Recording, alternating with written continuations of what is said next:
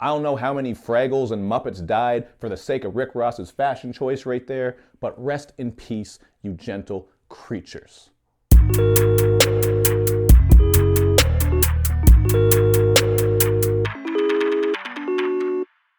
What's up, everyone? It's Luke James, not the singer. If you're looking to get your music reviewed, you can hit up this email as right here. But right now, we are going to talk about this Rick Ross album called Rather You Than Me.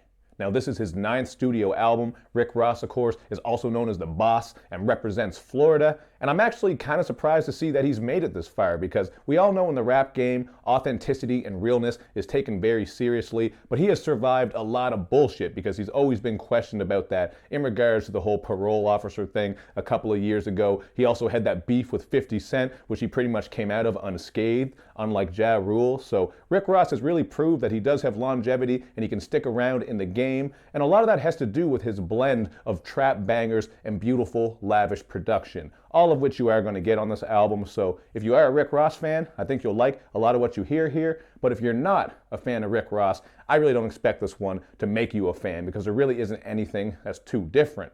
But the album does start off really nicely with Apple of My Eye, where we get this soulful sax production and silky smooth vocals from Raphael Saadiq. And Ross is actually getting introspective and insightful on this one, as he raps a little bit about how he talked to Meek about not trusting Nicki, and we all see how that shit worked out for those two. And he even gets political when he says that he's almost grateful for this Trump presidency, because he believes we all have to come together to tear him down in order for things to get better. So I thought that was kind of a cool thing for him to say. I mean, a lot of people have said that. Sometimes when shit gets really, really bad, people do come together and realize that we have to do better so that we can have better. So that was pretty cool of him to say that. And I appreciate that he's bringing a little bit of content on here, because Rick Ross isn't really known for that, although on some of his past albums, including Black Market, there might be a little bit sprinkled throughout. But even a little bit goes a long way for Rick Ross. So there are some gems that he's dropping on here. But then on Santorini, Greece, he gets back to that braggy, boastful Rick Ross, but god damn, this production is so beautiful with that vocal sample that goes throughout it. And even though he is on that braggy, boastful shit, once again, he sprinkles a couple of gems in here about racial double standards and racism in general. So I gotta give love to Rick Ross for coming through with a bit of content to shake things up and actually grab my attention. But we all know the song that everyone is talking about here is Idols Become Rivals. This is a track where he absolutely smashes Birdman in regards to his shady business practices, like how he fucked over Khaled, wasn't paying producers, wasn't looking after BG and Turk when they were in and out of jail. And of course, he has to bring up how he fucked over Lil Wayne. So this track goes pretty deep. I really like how, Rick Ross is kind of speaking to him as someone who had love for him, but is just trying to set him straight. Although he does have a line on here about how he compares Birdman to like a Catholic priest raping his artist in the synagogue, which is really just kind of a creepy thing to imagine, like Birdman in a Pope hat just finger blasting his artist in the butt or something like that. That shit was kind of crazy to me. And Ross does have some of these weird lines throughout here, including on Apple of My Eye, just coming back to this one right quick, where he spits a bar about how he's finger fucking bitches in holy water, and then he goes and he tells his daughter, because the whole idea here is he doesn't want her to hear rumors and he wants her to know what's going on. But that shit to me was just kind of crazy. I can't imagine you're finger blasting someone and then you just go to your daughter. Like, imagine Rick Ross just being like, "Hey honey, guess what I was just doing? Boss."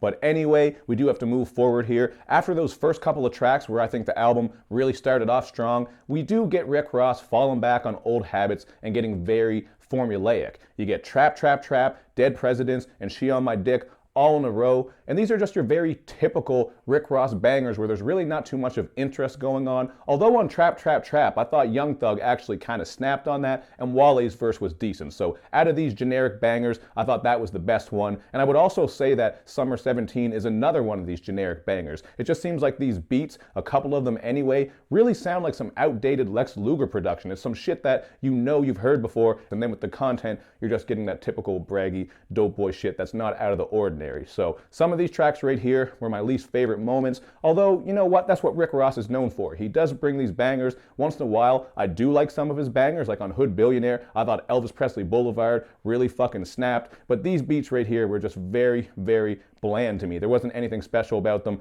And the bars and the guest features from names like Future, Jeezy, Yo Gotti, and some other people that are featured throughout these tracks. Gucci Mane actually on She on My Dick. These features really didn't help too much to me, so these were the moments that I really could have done without. But after that, you know what? Things really do pick up again. They don't get quite as strong as that first little start, in my opinion, but there are some other good songs here, including I Think She Liked Me, featuring Dolla, although the sample on this just really reminds me of West Side Connection's classic Gangsters Make the World Go Round, because it's the same sample and it just makes me want to go back and listen to that one. So, you know, that wasn't a bad track, pretty solid, but one of those situations where the sample is overly familiar to me. But Scientology, oh man, the strings on that beat are absolutely beautiful. And this is just one of those quintessential, wavy, lavish Rick Ross tracks where he just floats over top like only the boss can do. So I did fuck with Scientology. That would definitely be another one of my favorites. And Game Ain't Based on Sympathy would be another one. This has some very nice and smooth, jazzy production, once again with that sexy ass saxophone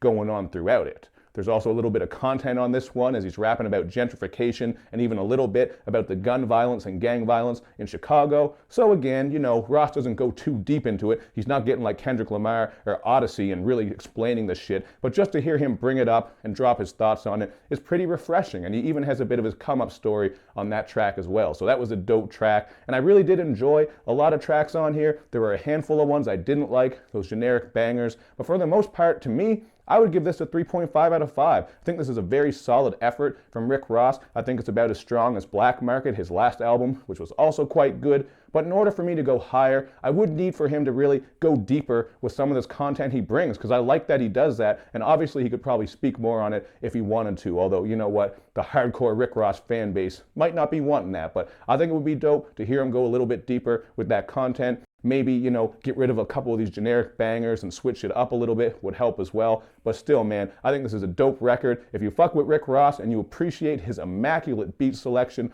and his little flow, you'll definitely like this one. But before I wrap up, man, I actually forgot to spit about this little track here called Powers That Be featuring Nas, because Nas absolutely stole the show on that one. He has a very buttery flow, although Rick Ross's flow was just so standard and very boring on it. And Chris Rock is on the start of this saying that there is no MC better, no rapper is better than Rick Ross, which really is just, I like Rick Ross, but that was just crazy for Chris Rock to say, especially on a track featuring Nas, who is often talked about as one of the greatest MCs of all time, and Nas did body Rick Ross on this track, in my opinion. I just really think his flow was really dope. So I had to bring up that track. I almost finished without talking about the quintessential Rick Ross and Nas track, because they often come together and make quality tracks, although this one isn't quite as good as, say, The Usual Suspects, which is really dope. But still, 3.5 out of 5 seems fair to me, but you guys hit me up in the comments section with your thoughts and let me know what you think. You also want to be sure to do all that good YouTube and social media stuff where you like my videos, you share them,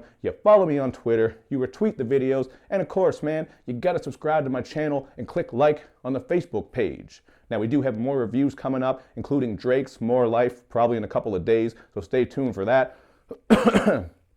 A little something in my throat there, man. You guys know how it is. You get one of those colds in the winter and it's still hanging on, even though it's the first day of spring, but I'm still going strong. We're going to keep doing this damn thing. Thank you guys for the support, and I will see you next time.